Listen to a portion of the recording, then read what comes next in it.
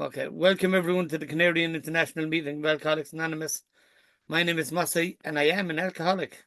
And my name is Mick and I'm also an alcoholic. Both serving as your secretary today. Could you join me for a moment's silence to remember the still suffering alcoholic both inside and outside this meeting? Karen is going to read the preamble for us. Hi, Karen. I'm an alcoholic. Alcoholic Anonymous is a fellowship of men and women who share their experience, strength, and hope with each other that they may solve their common problem and help others to recover from alcoholism. The only requirement for membership is an honest desire to stop drinking. AA has no dues or fees. It is not aligned with any set domination, politics, organization, or institution. It does not wish to engage in any controversy, neither endorses nor opposes any causes. Our primary purpose is to stay sober and help other alcoholics to achieve sobriety. Thank you. Thank you, Karen. A very warm welcome goes out to any newcomers or anyone returning to Alcoholics Anonymous. If you are within your first 30 days of sobriety and would like to be identified as new to AA, feel free to send me a message or Mossy in the chat and we'll give you a Canarian welcome just before we commence the general sharing part of the meeting.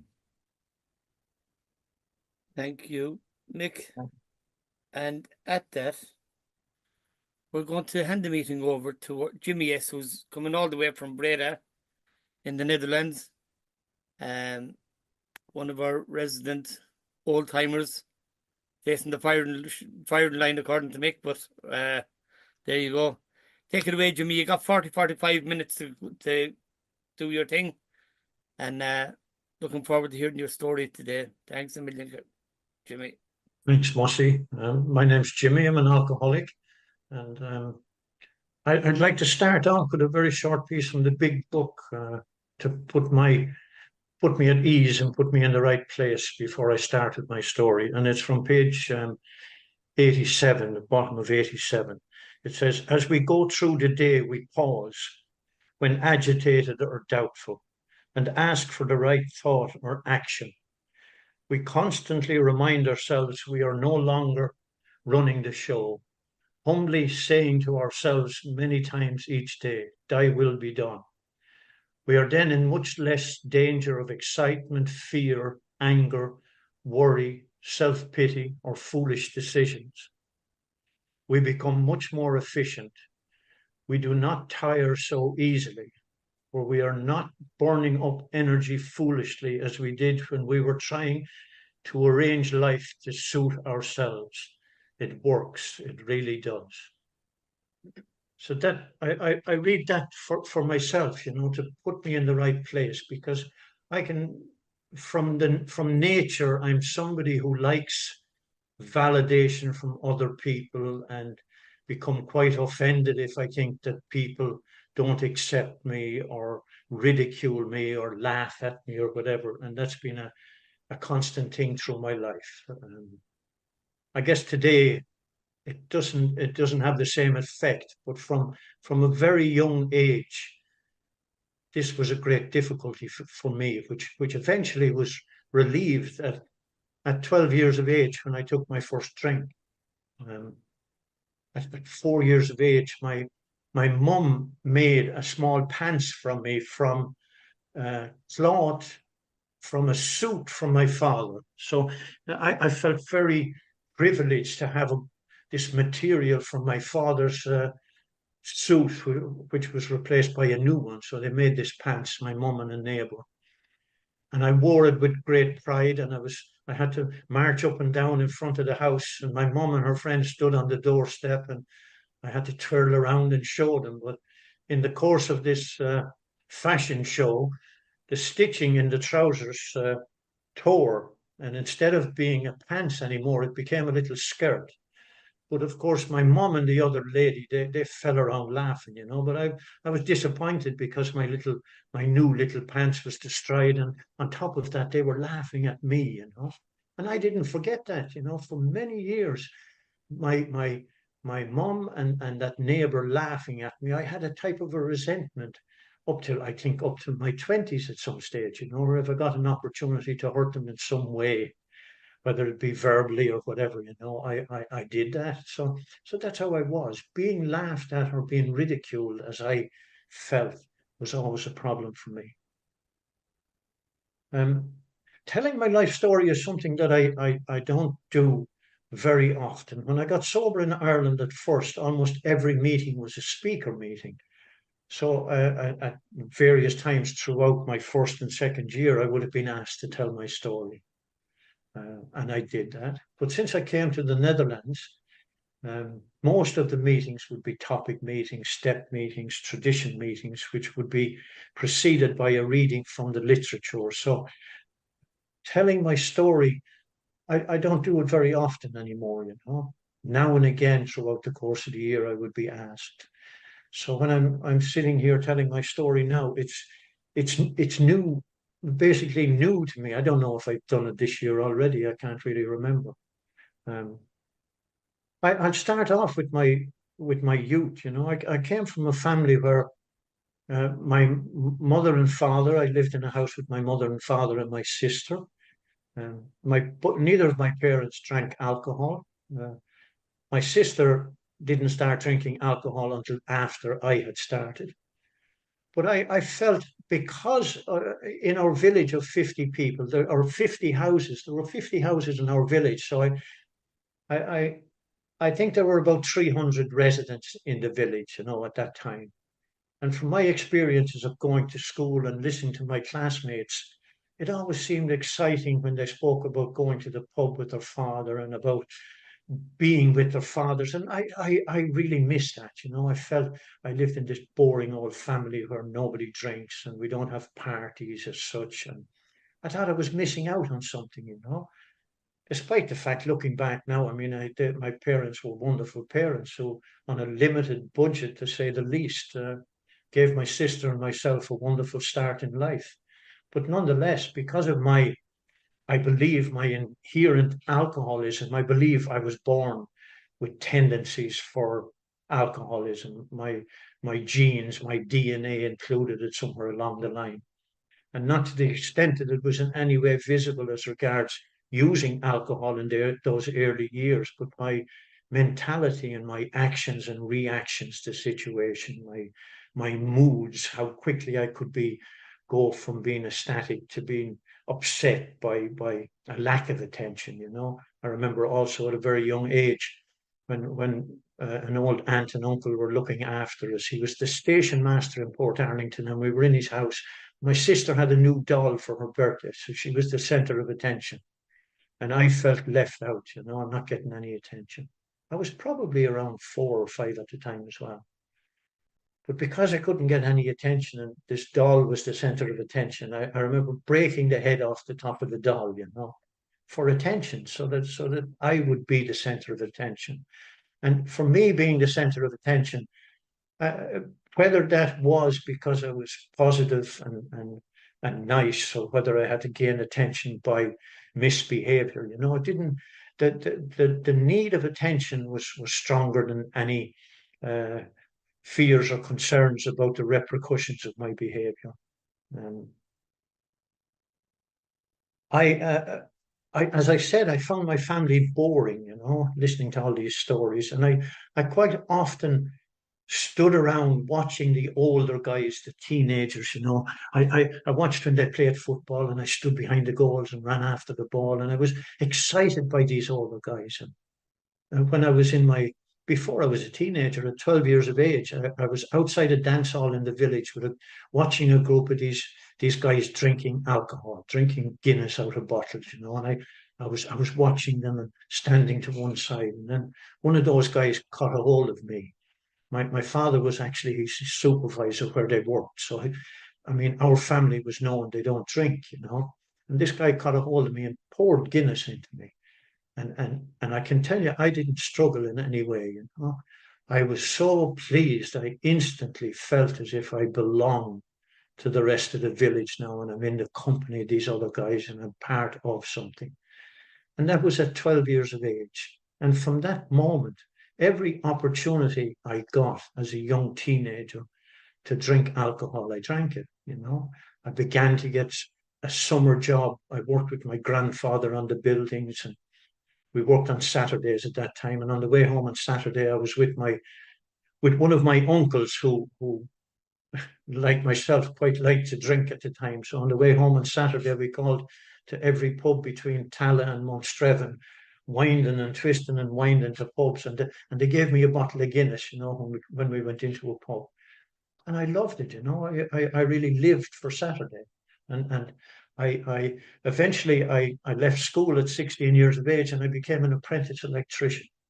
And part of my training was I had to spend 3 months every year in Carlow, staying in digs. And while we were there, we were in the regional technical college, which was, I don't know how many hundreds of students were there, but we as apprentices, we were young people who received a wage every week, you know. We got a check in the post from my employer every Thursday. And there were four of us together staying in digs. And every Thursday, one of us left school as soon as it was time for the postman to come, went over to the house, collected the checks, brought them back, and then the four of us went drinking, you know.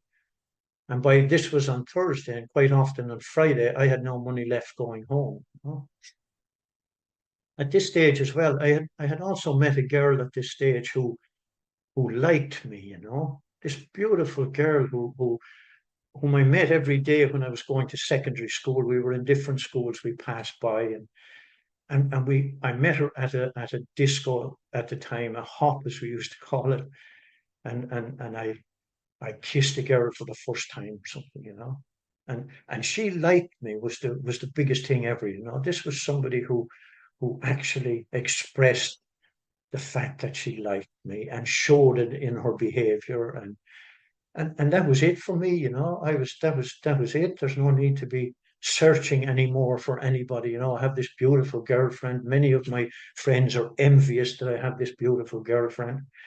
And at that time, honestly, I had no idea what it meant to love somebody or to really care about somebody. I was such an egocentric, self-centered person that I just was incapable of any type of empathy or any type of vision of other people's feelings, you know. Or at least that was the majority of time like that. After a period of time, a few years, you know, at 14 years of age, I met her and we went out together. We went to the pictures and we went to discos together. We spent time together, mostly at a weekend, you know. But it always came, I have to say, it always came second to any opportunity I got to drink, because there were times when I went on the bus into Port Arlington, which was, I suppose, 10 miles away from where I lived. And there were times where I got off in the square and went to the pub and stayed there and didn't go up near her or didn't call, you know. And then I told her I was at home and I told my parents I was with her. And also the lying started very early.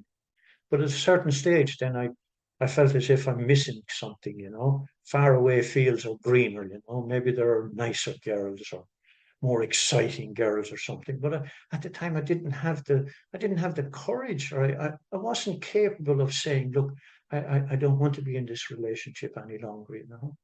I want something else. But it never got to that stage. And I remember truly thinking, I think it would hurt her a lot if I do that, you know. So that was maybe one time that I had some degree of a thought for somebody else. But nevertheless, we stayed going out. We got engaged when we were 18 years of age. And I got married 2 weeks before my 21st birthday. And that's 48 years ago today.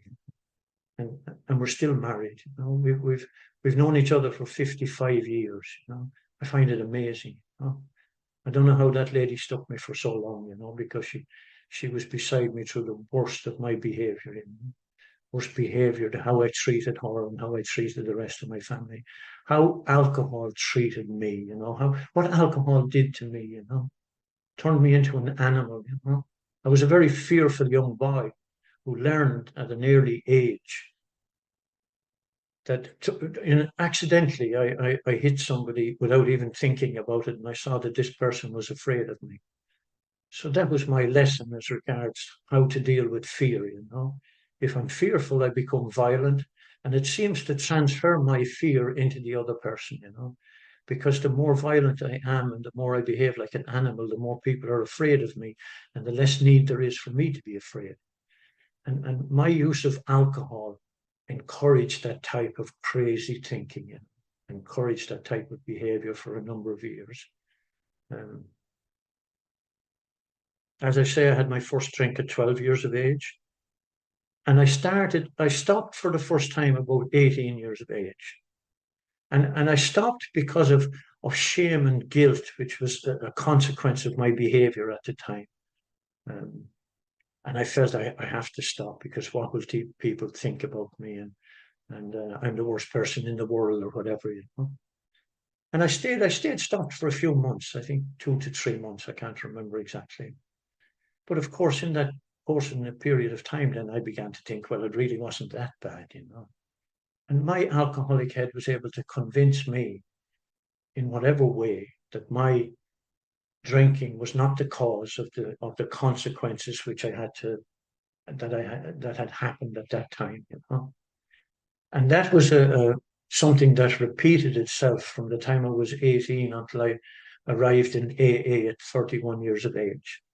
I stopped many, many times because of the consequences, whether they were road traffic accidents, whether it was the times when Trish left me and took the children away, you know.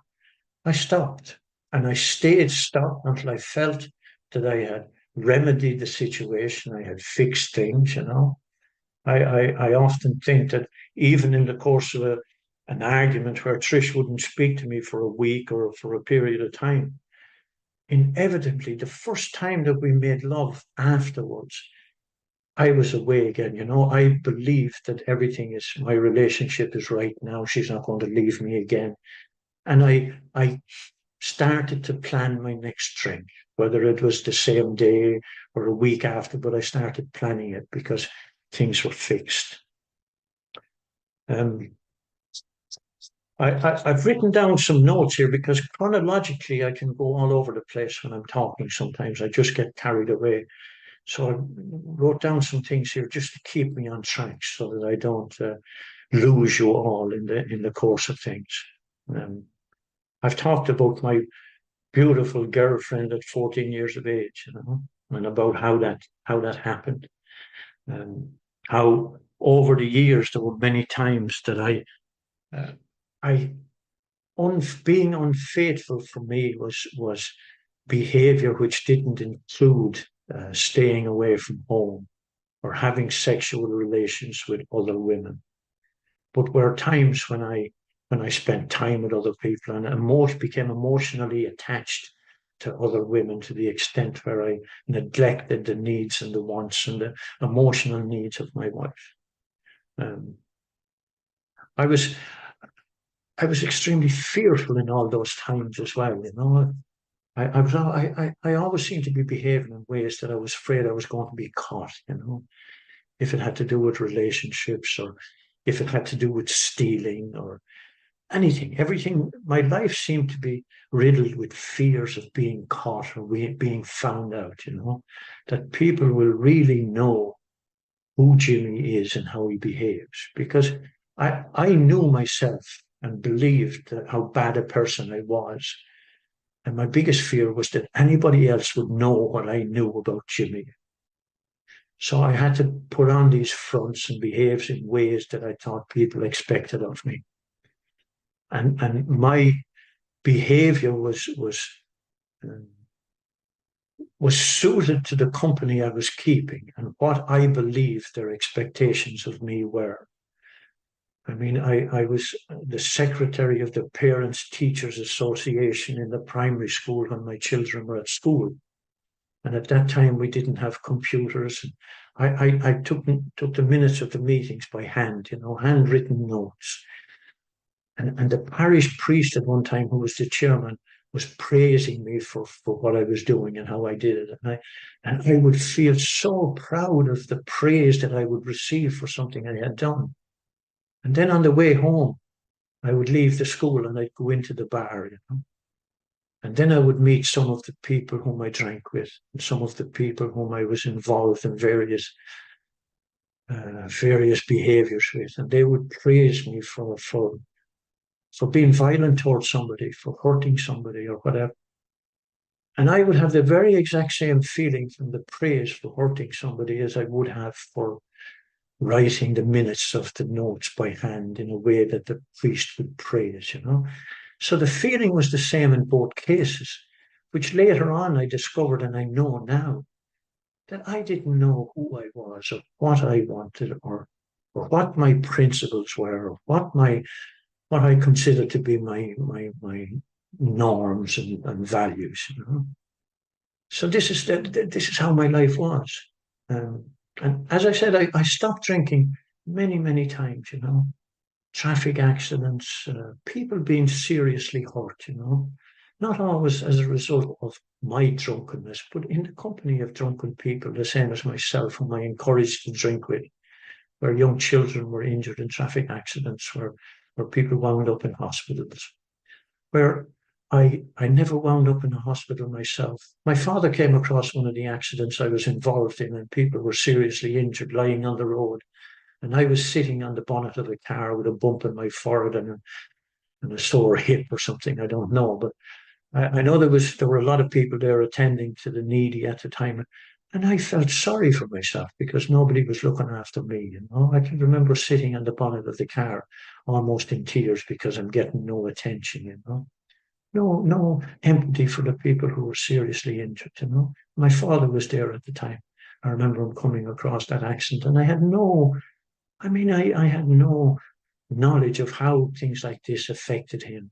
He was a really loving, caring man who did his best all through my drinking career, who got me out of trouble many times, not knowing that all he was doing was enabling me to keep drinking, where he gave me he gave me the use of his car, where he organized for me to buy my first car, where he replaced the windows in my house, All these things he did meant that the money I was earning went to my drinking.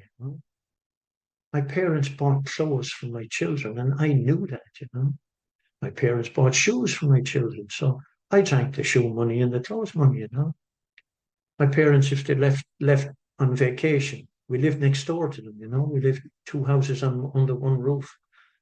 And if my parents went on vacation, I didn't know it at the time either, but they always left money hidden somewhere in their house in case my wife needed it for herself or the children, in case I left them penniless again. As I said, my wife left me on two separate occasions. She took the children and left when we had two children. During the course of our marriage, our first daughter was born when I was 24 years of age. And I had a son born a year and a half later. And then my youngest son was born when I was 29 years of age.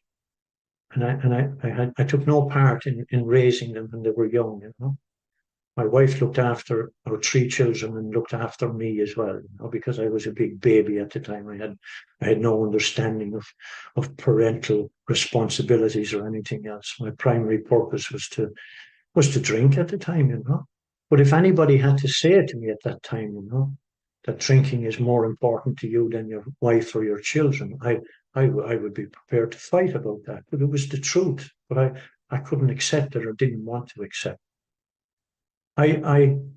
The last day that I drank was on Sunday. I'll start on Friday the 6th of February, 1987. My wife had been sick during the week, and she asked me to take time off work so I could look after the children. And I said to her, I can't take time off work, I can't be doing that, And she said, if you wanted to go drinking, you could take time off work, So that really hit me, and I thought, I have to take some time off, So I took a couple of days off to look after the children. But when Friday came, I had spent 4 days without drinking. And the weekend before, I had been at a funeral in Galway where I had really misbehaved, and at my uncle's funeral where I wanted to fight with my aunt's husband, who was an Englishman, and I was behaving amorously towards a new wife of one of my cousins, and I was so ashamed and felt so guilty about my behavior. On the morning of the funeral, I couldn't face people in the hotel, so I left and went to a bar somewhere, and I could see myself in the mirror, trying to drink a glass of whiskey I had ordered, and I had to hold it with my two hands to get it shaking up to my mouth. And when I did, I saw myself in the mirror, and I hated myself. Oh, I was totally disgusted with who I was and what I was. I went home on Sunday evening, and as I said, my wife had been sick. I worked Monday or Tuesday, I think, but I didn't drink for 4 days. But by the time it got to Friday, I had forgotten my shame and guilt about my behaviour, and I had thought, I'm after sacrificing myself now, looking after these children for 2 days or whatever, I'm entitled to a drink. And Trish asked me to go and do this weekly shopping, in the town, which was, as I said, 10 miles away or so. So I was going to head off there, but the two elder children were at school, and my 2-year-old son, she said, you have to bring him because I can't take care of him. And also Mrs. Mackay, who lives 2 doors away, an old elderly lady, she wanted to go shopping. So this was Trish's insurance to make sure that I'd come home again if I went to the town, So I went to the town, and I did the shopping as quickly as possible and went to the pub. And after 2 pints of Guinness, I sat there and I thought, what am I going to do with Mrs. McCoy? And I thought, I had seen somebody in town whom I knew would be going back to the village. So I thought I can organise for Mrs. McCoy to go back home, but I can't remember who it was, with somebody else. But that was that problem ticked off. And there I'm sitting in the pub with my 2-year-old son. And I'm looking at him and I'm thinking, what am I going to do with him? Can I get rid of him? Well, I can't bring him up to my mother-in-law because I don't talk to her. I can't bring him to my sister-in-law because I'm so ashamed of how I've behaved in her company. I can't take her to my own sister because she's not talking to me, and neither is my mother. And all of a sudden I thought to myself, what am I doing here? All I want to do is get rid of my 2-year-old son, whom I profess to love. And all I want to do is get rid of him so I can sit in this pub until 11 o'clock tonight. And that did something to me, combined, I think, with the weekend before, how I behaved. And I went home, on Friday, and I didn't drink Saturday. I was going around like a bear with a sore paw, and I was really out of my depth emotionally. I just couldn't handle it anymore. I was broken. But of course, when I get into situations like that, the only answer is to drink. But as it turned out, when I got up Sunday morning, I went to play football. I went to a football match and had some drinks at the football match, probably borrowed money off somebody, I don't know, but I had some drinks. I came home and I had no money, but once I had started drinking, then the thoughts of I couldn't stop. I had to drink whatever it cost or however it was going to happen. And I thought, I'm going to leave, I'm going to leave this wife and these sick children and all the trouble here and getting out of here. So I said it to my wife, I have enough of it. I can't stand you or these kids any longer. I'm leaving, And the first surprise I got was when she said, okay, it's fine, go. The kids were crying. I was packing my suitcase. And then, of course, I had to ask her for money because I had no money. And that was the whole object of the exercise in the first place. So I took whatever money Trish could give me at the time, and I went down to Carlow where I used to drink when I was very young. I had warm memories of misbehaving and heavy drinking in Carlow. So I thought I'd go down there. And I went there and I continued to drink, and I drank, and I sat in bars and went to another bar. I can't remember speaking to anybody. I sat with my head on the counter. I fell asleep. I woke up. And then at 10 o'clock at night, I had the realization. I thought, Jesus, what am I going to do now? I'd never looked after myself my whole life. I mean, My mother and father had looked after me till I was 20 years of age, and my wife had looked after me then until I was 31. I didn't know how to take care of myself. I didn't know how to do anything. So I thought I'll go home, and see if she'd let me in. But I thought, I don't think she's going to let me in this time, I think I'm out for good. So I went home anyway, and I knocked on the door, and when Trish opened the door, I said it to her, Trish, I can't drink this. I can't do this anymore. I'm going to go to AA, because that had been offered as a solution a few times before that. And I had managed to avoid it, managed to get around it in some way. So on Sunday evening or Sunday night, when I got back from Carlo, I said, I'm going to go to AA. I got up Monday morning quite early and went off to work. I was still working. I was trying to figure out during the day, how can I get out of this again? Thinking another fine mess you got me into, Jimmy.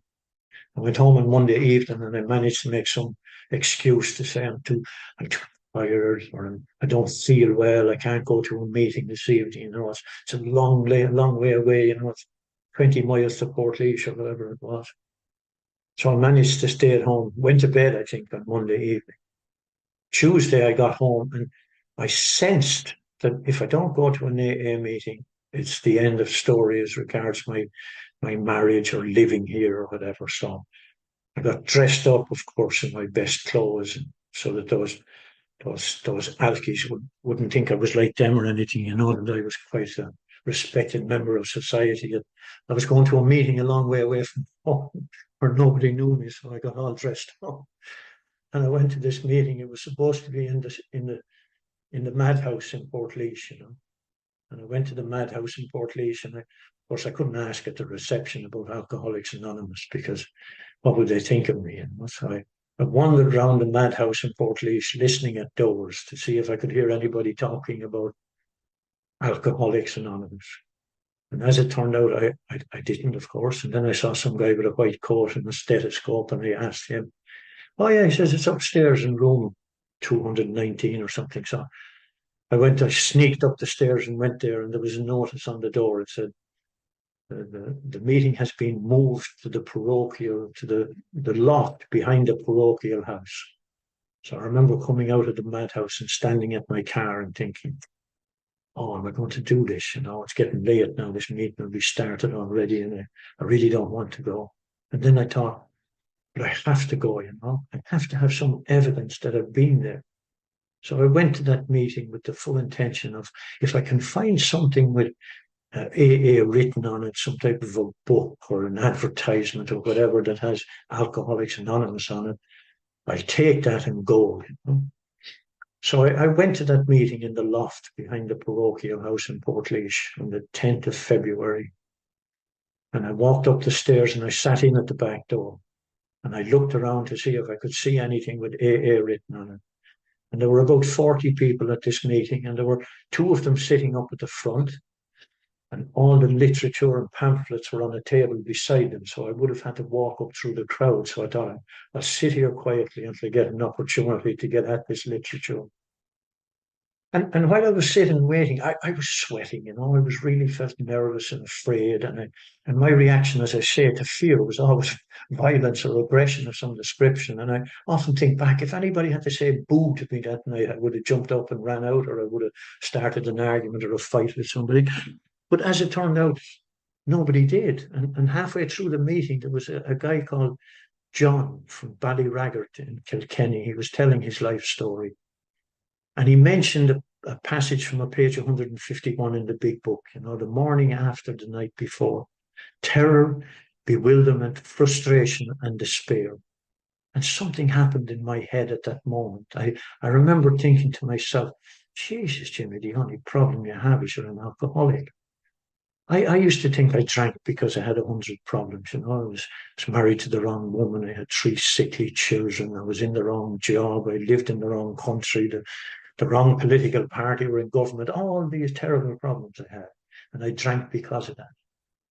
But on that evening, I realized, the reason I have so many problems is because I'm an alcoholic, The majority and the biggest majority of the problems I have in life are because of my drinking, The arguments, the fights, the difficulties at my work, the traffic accidents, my wife leaving me, my mum not talking to me, all these different things were as a result of my drinking.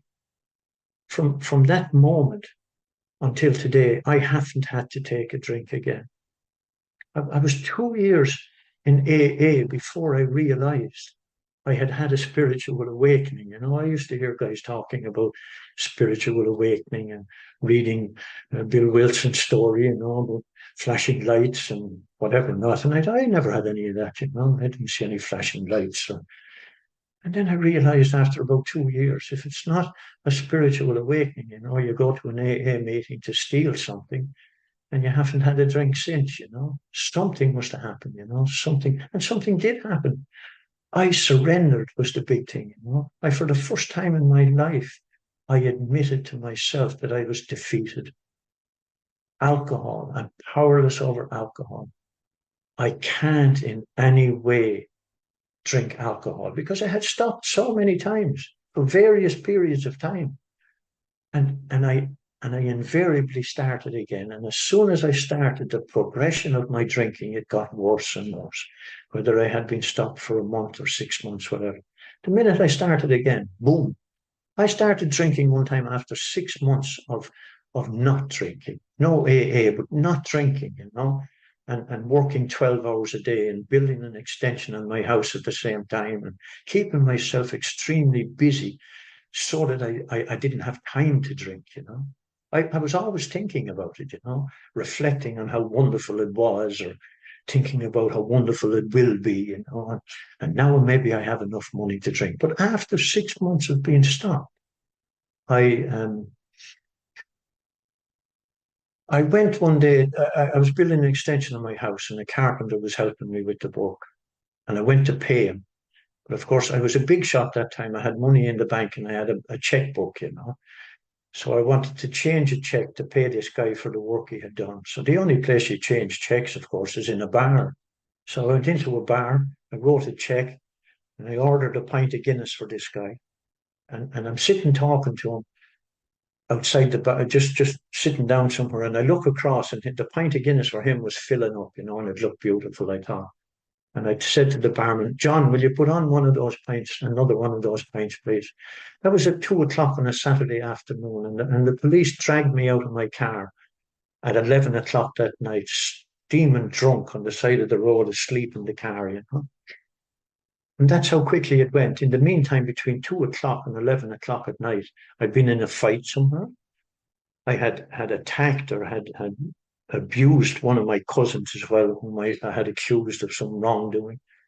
And I was totally gone again, you know. And then I continued to drink, you know. I didn't stop again, I think, until I got to AA.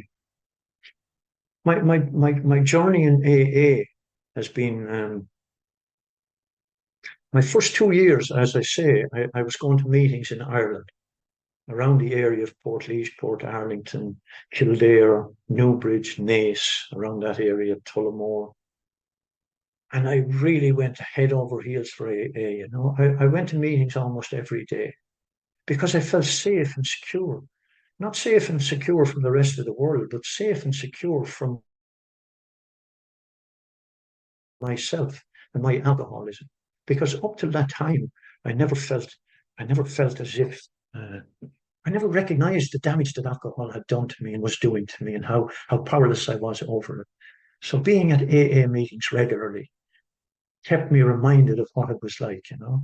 I heard people talking about the newcomer as the most important person in the room. I believe the reason that we're so important as newcomers is that we remind people of what it's like, you know, what it's really like to be in very early recovery, how the fears were there. It reminds me, in any event, of the feelings I experienced when just before I got sober and just after. I was always very, I thought, when I saw people relapsing on a regular basis or relapsing, it always reminded me the worst period of my life was just before I stopped drinking and just after. And I thought, how could people continuously do that, you know? All they have in life is just before they stop and just after, and just before they stop and just after, you know? So it keeps me encouraged when I see newcomers and they talk honestly about what they're experiencing. That gets me, you know, that keeps me reminded of who I am, where I come from. So I'm powerless over alcohol. I have no doubt about it. My own experience has shown me that. So that's the powerlessness for me in step one. The unmanageability was the decisions I made during my life and continue to make at times, you know. My alcoholic brain doesn't react in the same way to other people, you know. I can become fearful in situations where everybody else is laughing and enjoying themselves. I can be totally oblivious to the pain of other people at times. I make decisions. I don't pause, you know. I react to situations. I'm prone to reacting quickly and making decisions without considering the consequences. So my unmanageability comes back if I'm not consciously aware of practicing the principles of these steps. I've known that and recognized it over the years where my priorities have changed, you know, where after my 2-year period of recovery in Ireland, I came to live in the Netherlands. And I went to meetings at that time once or twice a week instead of every day, you know, for the first 2 years. And then I started to think, you know, I wasted my life up till now, you know, 17 years in the same job without promotion. So I started to get focused on improving myself, career-wise and financially, you know, they became my main objectives. And I succeeded in that for a period of time. I gained promotion and changed companies and became quite successful and quite good at what I did. But I lost sight of myself and the need for something to help me fit into society, into life. Because my background was, I was an electrician, I often think that I'm like a 110 volt hairdryer or something. And I'm here in my house and the electricity is 220 volts. If I plug my hairdryer in, it blows up, you know. Now, I'm the very same in life, you know. If I try to live in society and to interact with the community, I fucking blow up, you know. I can't do it. I'm not able for it. I make stupid decisions. I do things wrong. So the 12 steps of AA are my transformer, you know. If I plug myself into AA, and there, with the use of AA, I plug myself into society, I fit without making a fuss, you know. Nobody notices. I lived in a village in Holland for 24 years, and nobody there knew I was an alcoholic, unless I chose to tell them. And I only chose to tell people when I thought it could be advantageous to helping them.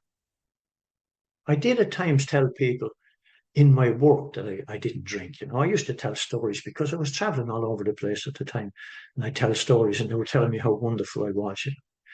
And I remember thinking, you know, I'm not wonderful. You know, I have this program that helps me. I'm an alcoholic who left to his own devices will cause havoc. You know, will cause havoc.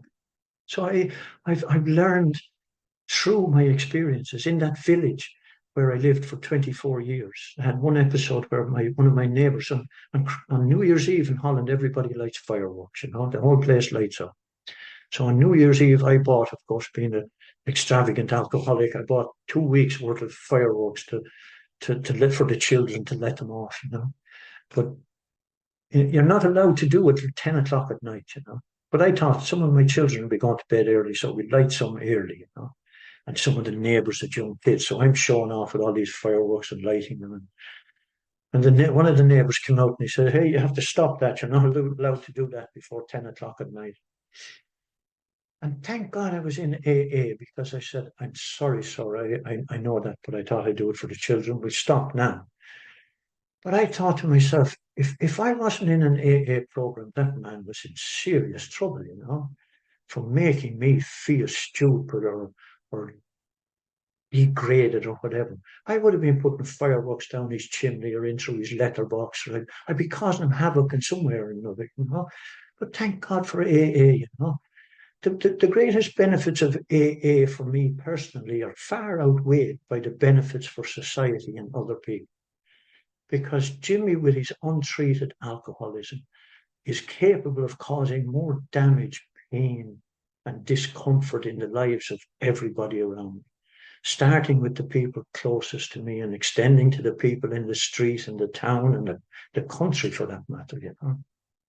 So I've been so privileged to have been able to meet people. My first sponsor in Ireland taught me that how I could pray, how I could take step 3 on my knees. You know, he said, "Try praying, Jimmy." Or, "Are you praying?" I said, "I'm praying all the time, but nothing. It doesn't work." You know. He said, "Did you try it on your knees?" And he explained to me that the posture of being on your knees instinctively gives you a feeling of humility because you're looking up at some power greater than yourself, whatever it is, you know. So that was the beginning of my acceptance of a power greater than myself and my willingness to turn my life over to God, you know, and I continue to do that. That sponsor, I sacked him because I was jealous of him, you know. Our relationship was a bit twisted anyway because I was stealing fluorescent lights or halogen lights for him to put up in his garden, and he was stealing poles from the ESB to put in my garden to put an aerial on. You know, we had a sick sort of a relationship of pleasing one another, you know. But I got another sponsor, and at this stage I was writing step 4. I was sponsorless writing step 4. And then I was finished with that, and having asked for help in many meetings, asking all people how they did and what they did, so I got the advice I needed, and I started and wrote my step 4. But then the quandary was, who am I going to share this with? You know, I need a sponsor. And I asked about that, and some guys did it in monasteries down in Rossgrey and up with some priest in Wicklow, and then some guys did it with sponsors. So I was looking for a sponsor. Then a guy came to tell his life story in a meeting in Port Arlington in my home group. He was from Newbridge. He was 7 years sober. And he started his life story by saying, "My name is Michael. I'm an alcoholic. I haven't had a drink for 7 years, but I'm going to get drunk tomorrow." And that, my ear popped up straight away when I heard that. You know? He went on to explain, you know, that tomorrow never comes, you know, it never came. He just doesn't drink today. But during listening to his life story, I thought, my God, he's an awful lot worse than I ever was, you know. I can read my step 4 and all these horrible things about myself and share them with him, and he can't judge me because he's worse than me, you know. So that's how I came to choose my sponsor at that time and whom I shared my step 4 with. And he was wonderful. I love the man dearly, you know. I think about him now. I visited him in the months before he died a few years ago. And he cried, you know, I was there. He asked me to leave. He started to cry. And I did. I left, you know. I didn't want to upset him any further because he had been a big part of my recovery, despite the fact that I had gotten a new sponsor after I came to Holland. And but Mick was always in my heart. He taught me so much, you know. He told me it's laughter we're after. Jimmy, we've had enough pain and sadness. It's laughter we're after. And he taught me about the man in the mirror being the most important critic of my behavior, you know. If I can live, I have to look at myself in the mirror and be happy and content with my behavior and how I'm living. So Mick O'Brien taught me that. They call him magic, and he was, you know, he was magic for me. I have very, very fond memories. But one of my greatest memories of magic at that time, I used to go every Saturday morning for step walk and reading the big book with him. And I would tell him how my week went, you know. And I was there one morning telling him how he had the big book, he was looking at it, and I was telling him about how my week was. Yeah, terrible. Work was terrible. I can't remember what happened. And he sat there nodding, you know. And then I thought, yeah, now I'm going to tell him about this wife of mine and how she's behaving and won't talk to me, or she's given out about something. And I started telling him that. And then I was telling him how the children were sick and how much money it was costing to go to the doctor with these children every week. And at a certain moment, he stopped me and said, "Jimmy, have you any money?" I said, "I have, Mick, yeah." And I thought at that time, you know, money is power, of course. And if somebody owes me money, I always had the feeling that I have a degree of power over that person that owes me money. So I said, "I have, Mick." I said, "How much do you want?" He said, "Have you £20?" I said, "I have, Mick." And I went to take it out of my pocket. And he said, "Well, I tell you what," he says, "F off down to town and get drunk, and I'll go and live with your beautiful wife and children." You know? Another one of those spiritual awakenings, you know, that put me back on my feet on the ground. And that was Mick O'Brien, Lord have mercy on him. I loved him dearly. My next sponsor after I came to Holland, I had no sponsor for a while here. So about 3 or 4 weeks after I came to the meetings in The Hague, a guy arrived in late one evening, shared at the end of the meeting, and he had a very strong, what I perceived to be an aristocratic English accent. And I heard this accent, and my initial reaction was, oh, Jesus, another Brit, I thought to myself, you know. But that was the first time I met that man, and we began to interact in the weeks following that, you know. And it turned out he had just arrived in the country, and I hadn't been long here. And I heard his life story, and I was quite impressed with his recovery program. So I eventually asked him if he'd be my sponsor, you know. And he became my sponsor. And today, I don't know, it's 35, 36 years after, he's still my sponsor, you know. And I still place great, I still am very pleased of his counsel, you know, when I have difficult times or when things are going on. We don't have regular Saturday morning meetings, which we did have at the time here also. I went to Nick every Saturday morning and drove across in the ferry in Sconehoven and sat there and told him about what was going on and worked through the steps with him. But I still need that, and but again, reflecting on my initial reaction, that's another man that I've grown to love dearly, you know, who is such a gentle and loving person. Reminds me of my father and of Magic, Mick O'Brien at the time, you know. I've been blessed with the people that have been placed in my life since I came into recovery. I've lost all track of everything I've written down here. I haven't been looking at it for the last, I don't know how long. I don't know how the time is going, Mossy. How are we fixed for time? We can go on another hour or whatever suits you. You just keep going. I don't think we'll go on for another hour. But I looked at the heading on a page here. My mother was at the stage where she left the room anytime I entered. And I thought the lady didn't love me, you know. She died in 1999, you know. But before she died, I had been sober for quite some time. And I had been privileged to experience the love she felt for me, which I didn't think existed, you know. She came to visit one time, and I usually brought the children to the airport to collect her. But on one particular occasion, I didn't bring the children. I went up on my own to collect my mom. And when she came through the gates and came out to meet me, she put her arms around me and gave me a hug. And I felt so loved, you know. The expression of her love at that time was so wonderful. Those moments I treasure, you know. The rewards. When they told me I'd have a life beyond my wildest dreams, of course, initially I thought I'll have a company like Bertine, and I'll have a car like John Murphy, and I'll have a pub like this. You know, I thought it was all thinking of materialism and thinking about all these things.